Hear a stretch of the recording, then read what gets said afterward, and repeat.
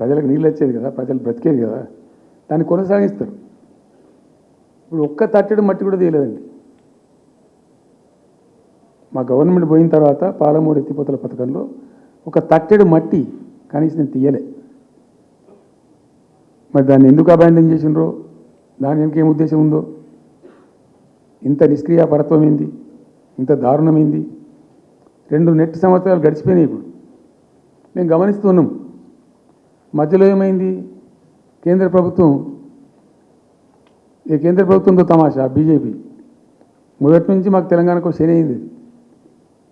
కేంద్ర ప్రభుత్వం ప్రతిదాన్ని వ్యతిరేకించడమే, ప్రతిదానిగా చంద్రబాబు ఎన్డీఏలో చేరడం, ఆయన మాటలు పట్టుకొని వ్యతిరేకించడం, అడ్డంగా ఇష్టం వచ్చిన పద్ధతిలో. మేము బాగా కొట్టాను. మేము ఉన్న రోజులు అనేకమైనటువంటి పోరాటాలు చేసి దాన్ని ఎప్పటికప్పుడు సాధించుకున్నాం. అనుమతులు కానీ ఇంకోటి కానీ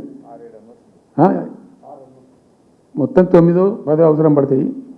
అందులో 6 అనుమతులు ఆల్రెడీ వచ్చేసినాయి.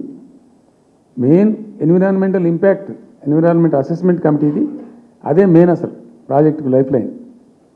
దాని మొత్తం అనుమతులు వచ్చేసినాయి. దాని తర్వాత మిగిలిన అనుమతులన్నీ లాంఛనమే, ఇచ్చేయాల్సిందే. అది ఇచ్చిందంటే అటువంటి అతి ముఖ్యమైనటువంటి అనుమతి కూడా తెచ్చినాం. అన్నీ తెచ్చినాం. అన్నీ వచ్చిన తర్వాత కేంద్ర ప్రభుత్వం మొన్న చంద్రబాబు నాయుడు ఎంపీలు అవసరం ఉంది కదా అక్కడ వాళ్ళకు.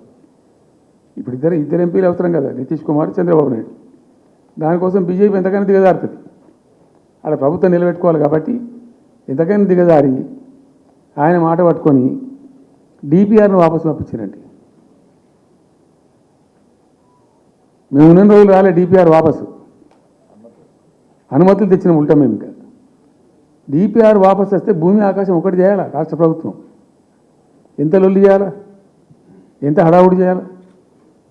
ఆల్ పార్టీ డెలిగేషన్ తీసుకుపోవాలి. అవసరం వస్తే మేము వడ్లు కొనకపోతే పోయి ఢిల్లీలో ధర్నా చేసామండి. మేము అప్పుడు మా గవర్నమెంట్ ఉన్నప్పుడు రైతులు పండించిన పంట కొనకపోతే యావత్తు ఎమ్మెల్యేలు, క్యాబినెట్ అందరం పోయి ఢిల్లీలో ధర్నా చేసి కేంద్ర ప్రభుత్వం మెడలు వంచినాం. మేము 80 లక్షల టన్నులు మనకి తీసుకుంటామనేటువంటి ఒప్పందం మీద సంతకం చేసుకుని వచ్చినాం. వడ్లు కొనిపించినాం ఎఫ్సిఐతోని. మామూలు వడ్లు కొనకపోతేనే మేము అంత అడావుడు చేసిపోయినాము. కానీ ఒక ఇంత పెద్ద ప్రధానమైన 3 జిల్లాలకు సంబంధించిన ప్రాజెక్టు డిపిఆర్ వాపసు పంపిస్తే వీళ్ళు కుయ్యలేదు, కుట్టుకోలేదు, వాళ్ళకి చెప్పని కూడా చెప్పలేదు. తెలియదు ఎవరికి బయట. జస్ట్ థర్డ్ మమ్. ఇంకా బాధాకరమైన అంశం ఏంటంటే అసలు 170 టీఎంసీలకు దాదాపు మేము ఏమి చేస్తే బ్రిజెస్ ట్రిబ్యునల్ నడుస్తుంది కదా. దీనిలో ఎట్లుంటుందంటే ఇంకో విషయం అండి, దీన్ని స్పష్టంగా చెప్తున్నాను, మళ్ళీ కన్ఫ్యూజన్ వద్దు. దేశంలో ఒక కొత్త రాష్ట్రం ఏర్పడితే దానికి కొన్ని సంక్రమణలు ఉంటాయి.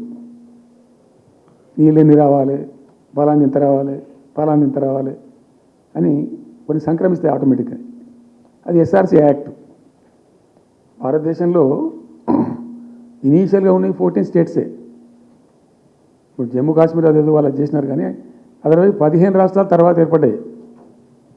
వాళ్ళు దాన్ని ఇప్పుడు యూనియన్ టెరిటరీ చేసింది కదా లద్దాఖ్ను. 15 అంటే ఒరిజినల్గా ఉన్నదానికంటే ఇంకో రాష్ట్రం ఎక్కువ కలిపి కొత్త రాష్ట్రాలు వచ్చినాయి. సో వాటికి పద్ధతి ఉంది. ఏ రాష్ట్రం ఏర్పడ్డప్పుడు దానికి ఏదేమి ఇవ్వాలి, హైకోర్టు ఎట్లా, పలాంది ఎట్లా అన్నీ దానికి ఒక చట్టం ఉంది. అవన్నిటిని బుల్డోజ్ చేస్తూ